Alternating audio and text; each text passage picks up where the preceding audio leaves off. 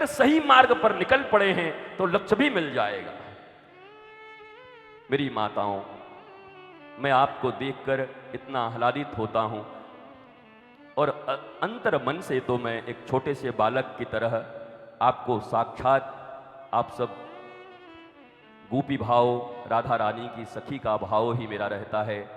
यशोदा भी आप हैं, तो आपका आशीर्वाद भी मुझे मिलते रहता है। पर हर पुत्र ये चाहता है कि अगर मैया उसको प्रेम करती, उसको आशीर्वाद देती है, तो बेटा भी अपना हृदय निकाल के अपनी माँ को समर्पित कर दे।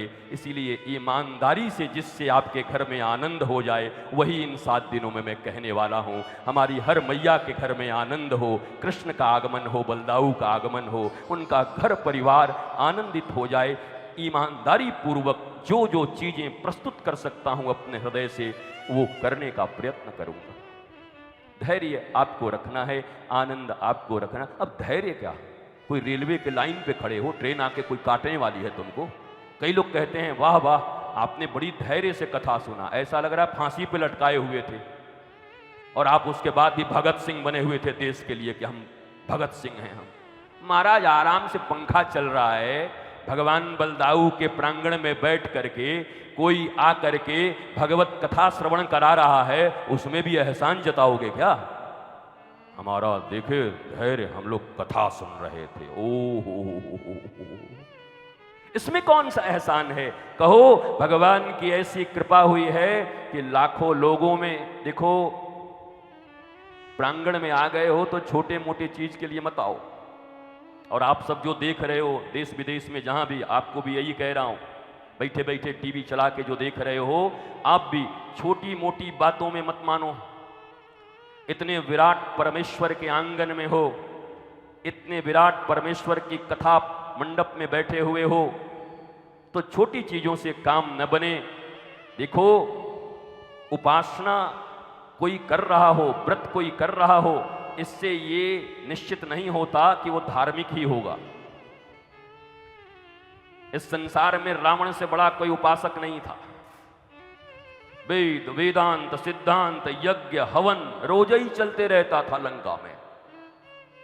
उपासक तो ऐसा था कि हनुमान जी जब खोजने के लिए गए तो उनको भी एक पल के लिए संदेह हो गया कि यार राम जी को कुछ पहचानने में गड़बड़ हो गई क्या? ये तो बड़ा बढ़िया आदमी है, चारों तरफ यज्ञ चल रहे हैं, आदमी जहाँ तहाँ देखत अगणित जोधा, मंदिर मंदिर प्रतिकर सोधा, वहाँ यज्ञ चल रहा है, यहाँ दान हो रहा है, यहाँ पर हमने अभी देखा भोलेनाथ का रुद्राभिषेक चल रहा है, अरे ब्रह्मा जी आए हुए हैं, यहाँ पर आकर के वेद का पाठ चल रहा है, जरूर राम जी को कोई कंफ्यूज कर दिया है। रावण ऐसा नहीं हो सकता। हनुमान जी कंफ्यूज हो गए।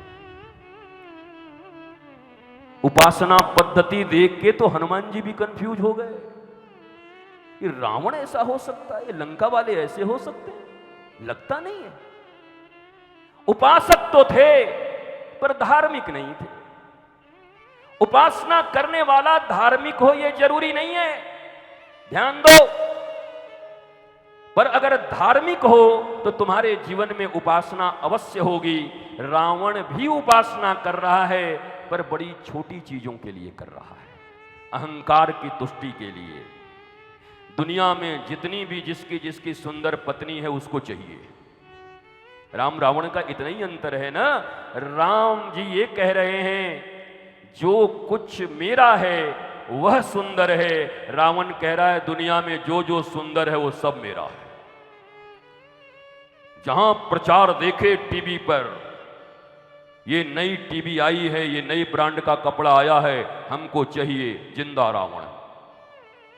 बिलबोर्ड्स पे बड़े बड़े लगे हुए हैं ये टेस्टी थंडर, कुछ पीने का कुछ पिलाने का देख के मुझे भी ये चाहिए जिंदा रावण।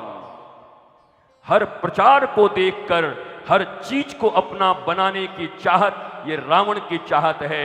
और अपने घर परिवार गांव में रहते हुए 2 वक्त की रोटियां खाते हुए हनुमान चालीसा, श्रीमद् भागवत, बलदाऊ जी की जय जयकार, भागवत का पाठ करते हुए आए साधु तो उनको भी टिक्कर और उनको भी छाछ देते हुए जीवन को आनंद से अगर जी रहे हैं तो झोपड़ी में भी राम का वास है, और नहीं तो महलों में बैठे हुए भी रावण तुम्हें झांक रहे होंगे।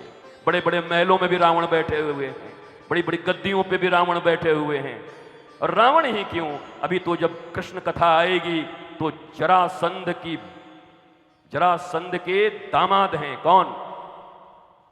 कंस महाराज। जरासंध की बेटियों से ही तो विवाह किया है, अस्ति और प्राप्ति से। Then what do you mean by अस्ति यानी प्राप्ति? अस्ति मीन्स है और प्राप्ति मतलब भी और पाना है। इतना माल है, इतना माल और जमा करना है। यही वृत्ति कंस की थी, यही वृत्ति हमारी आपकी है। तो हम में और कंस में अंतर क्या है? नहीं कोई हो तो बताइए, हम भी सुनना चाहते हैं। कहेंगे तो हम माइक भी देंगे आपको। कंस की भी दो पत्नियां हैं, दो विचार हैं, अस्ति और प्राप्ति। इतना है और अभी और पाना है, इतना भौतिक वस्तुएं। और हमारे भी यही दो विचार हैं। आपकी कृपा से 1 BHK हो गया है, अब इसका बड़ा नौकरी में हो गया है। 50,000 तो इसकी ऐसे तनख्वाह है, ऊपर का 1.5-2 लाख आ जाता है। ये ऊपर का क्या होता है? ये ऊपर का क्या होता है?